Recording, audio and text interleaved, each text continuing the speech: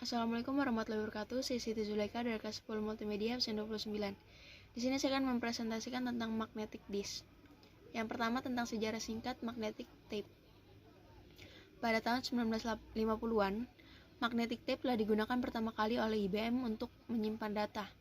Saat sebuah roll magnetic tape dapat digunakan untuk menyimpan data setara dengan 10.000 punch card, membuat magnetic tape sangat populer sebagai cara menyimpan data komputer hingga pertengahan tahun 1980-an.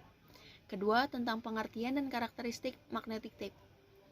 Pita magnetik atau magnetic tape adalah media penyimpanan yang terbuat dari campuran plastik dan ferric oxide yang berfungsi untuk merekam serta menyimpan informasi. Pita magnetik mempunyai kecepatan putar sebesar 1875-200 inci per detik. Data yang disimpan dalam magnetic tape pada umumnya adalah data yang tidak memerlukan perubahan serta backup data. Kecepatan baca data pada tipe ini tergantung model dan instruksinya. Diperkirakan antara 1.500 sampai 60.000 bytes per detik. Ketiga, lapisan dasar.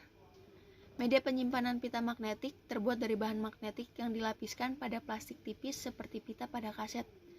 Pada proses penyimpanan atau pembacaan data, kepala pita harus menyentuh media. Keempat, tentang fungsi magnetic tape. Ada 3. Yang pertama, untuk menyimpan data atau untuk media penyimpanan.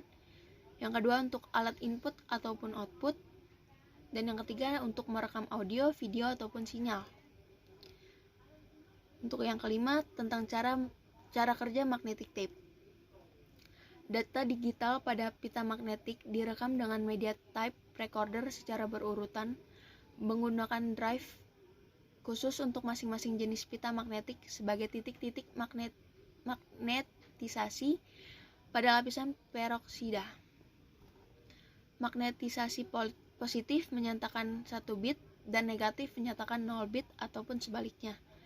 Karena perekaman dilakukan secara sekuensial, maka untuk mengakses data yang kebetulan terletak di tengah, drive harus memutar gulungan pita hingga head mencapai tempat data tersebut. Yang keenam, tentang proses penyimpanan. Pada proses penyimpanan dan pembacaan data, kepala pita harus menyentuh media, sehingga dapat mempercepat kinerja pita. Data pada pita magnetik direkam secara berurutan menggunakan drive khusus untuk masing-masing jenis pita magnetik. Karena perekaman dilakukan secara bersamaan, maka untuk mengakses data yang kebetulan terletak di tengah, drive terpaksa harus memutar gulungan pita hingga head mencapai tempat data tersebut. Hal ini membutuhkan waktu yang relatif lama. Yang ketujuh, tentang sistem blok pada magnetic tape. Data yang dibaca dari atau ditulis ke tape dalam suatu grup karakter disebut blok. Suatu blok adalah jumlah terkecil dari data yang dapat ditransfer antara secondary memory dan primary memory pada saat akses. Sebuah blok dapat terdiri dari satu atau lebih record. Sebuah blok dapat merupakan physical record. Di antara dua blok terdapat ruang yang kita sebut sebagai gap atau interblock gap. 8. Keuntungan magnetic tape. Yang pertama, panjang pita yang ukurannya 600-800 meter bahkan lebih memungkinkan panjang rekaman atau durasi tak terbatas. Yang kedua, kepadatan data tinggi. Yang ketiga, volume penyimpanan datanya besar dan harganya murah. Yang keempat, kecepatan transfer data tinggi. Dan yang terakhir adalah sangat efisien bila semua atau kebanyakan record dan sebuah tape file memerlukan pemrosesan seluruhnya. Yang kesembilan, keterbatasan magnetic tape. Yang pertama, akses langsung terhadap record data lambat. Yang kedua, kurang ramah lingkungan. Yang ketiga, memerlukan penafsiran terhadap mesin. Dan yang terakhir, proses harus